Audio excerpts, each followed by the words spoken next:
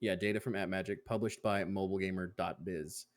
And according to the data, the mobile entry in the Diablo franchise, which was released last month, has sustained a steady stream of revenue despite ongoing criticism from fans of the series. Yeah. So Like, I just want to go ahead and warn you right now. We were talking. I was driving home and I called him and we were talking about this article. This is why this is going to go into everything Blizzard makes now, yeah, right? because Because it doesn't matter how much you pan and criticize a game, people are going to pay this amount of money every day for their game. So why do they care what criticism you're giving them? You're already spending the money.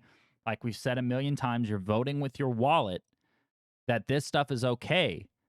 So why does Blizzard care that their game's got a 0.5 on Metacritic if they're making $1 million per day? No, No. absolutely not. And you brought it up earlier. From a business standpoint, It makes no sense to stop. Yeah, like why wouldn't you keep doing this if people?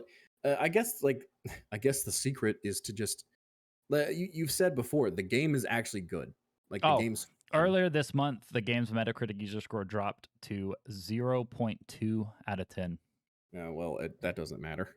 It doesn't matter. It does not matter because people are still spending money on this predatory garbage. And they're going to keep doing it. It's going to be in Diablo 4.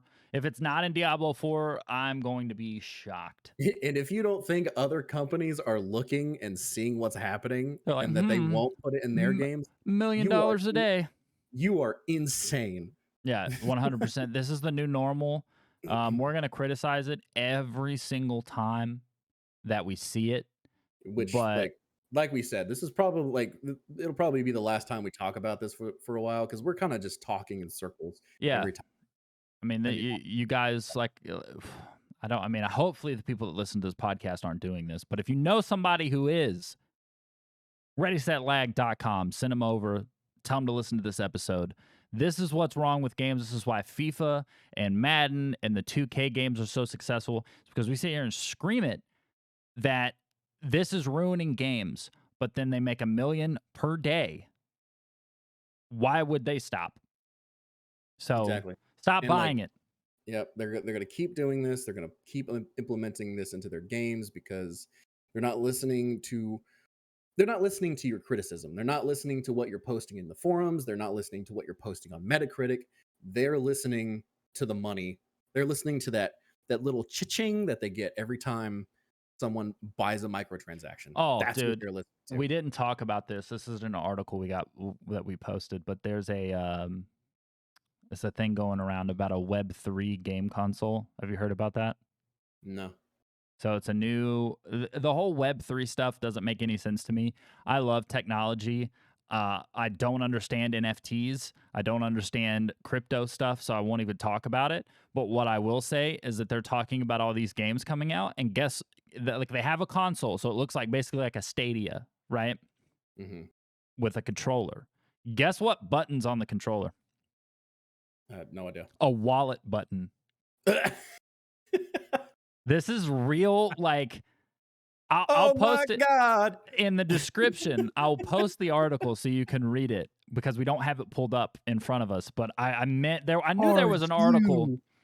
Serious? Did you see it? Or you pulled it up?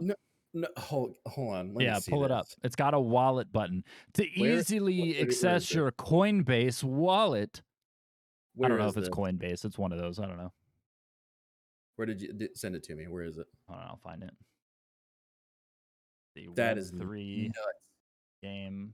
You know what? It's not nuts. I'm not honest to God. I shouldn't be surprised. I mean, there's rumors that Sony's going to be putting actual advertisements in the middle of the console wallet button. Yeah, Web3 blockchain console announced, but no games. God. I'll pull this one out. So they have there's actually a couple games. I'll find a better article to post, or I might just post some tweets. Um, it's literally it's literally the GameCube logo just turned around. The Good news if you like 4K gaming with ray tracing, 120 FPS, and blockchain NFTs. This is the console for you. It's an NFT console. NFT console. So this And is the kind of stuff, right, that we've been talking about, that we've been saying is going to happen, and it's happening, right? And it's one of those things that I feel like no matter how much we scream about this stuff and how much we say like, hey, this is ruining video games, like hopefully like the stuff we're talking about, like it kind of like it helps somebody, like somebody realize like, oh, I should probably stop spending money on this. But this stuff's happening, right? yeah, So and I feel like eventually it's not going to be like, hey, we're going to stop microtransactions or like the really hefty Diablo Immortal $110,000 to fully upgrade a character type stuff. Hopefully we can stop that, but I feel like more it's just going to be like us weeding our way through like studios who really care about video games and trying to promote those games instead of like I eventually feel like the AAA space is going to be like this, like NFT, like microtransaction, Web3 heavy stuff, and it's dude, like I don't want that.